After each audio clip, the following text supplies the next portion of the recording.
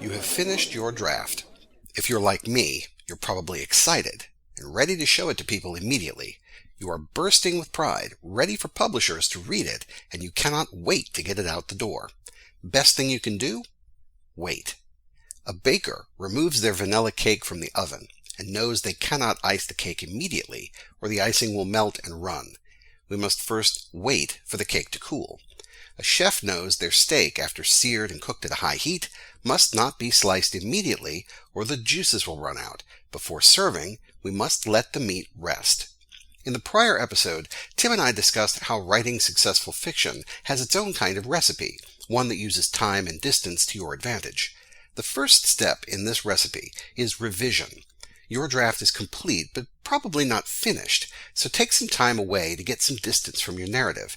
It could only be a few days or weeks, just enough time to see the story clearly again, not as a passionate writer, but as a dispassionate reader. Once you have this distance, any flaws and opportunities that were invisible before will leap off the page. You can undertake multiple revisions, literally seeing the story again from new points of view, new scenes to include, new characters to emphasize or cut completely.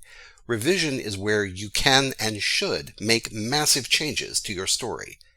Once you are satisfied with the story arc, characters, theme, and style, you should wait again, gaining distance and perspective before taking the second step, editing.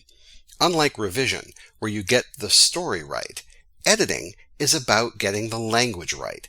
You aren't changing characters, plot points, or narrative arcs while editing. Instead, you are focused on confirming that you have used the right words at the paragraph and sentence level. This phase is where you can and should obsess over phrasing. Is it a cold day or a blustery day? Is her hair auburn or mousy brown? Did the DA look at the defendant with calculating eyes or a sinister gaze? Much of editing allows for thematic synergy, where you can adjust your language to complement other stylistic choices, themes, or motifs you see in your prose. Maybe you notice a potential significance to the color green, or a possible symbolism in the use of wheels or circles in your text. Or the verb you originally chose seems out of place now in a later draft. Agonize over these decisions. It is your right as an author. And share with beta readers, your writing team, and others to get feedback as you edit. When your editing is done and you are ready to send the manuscript along to the publisher, wait once more. The third and final step is proofing. Come back one more time, looking only for grammar, syntax, spelling, and punctuation issues. Chances are you will be incredulous when you catch an error that somehow made it this deep into the process. Good work. You followed the recipe, and it made your manuscript more professional. Now it's time to practice.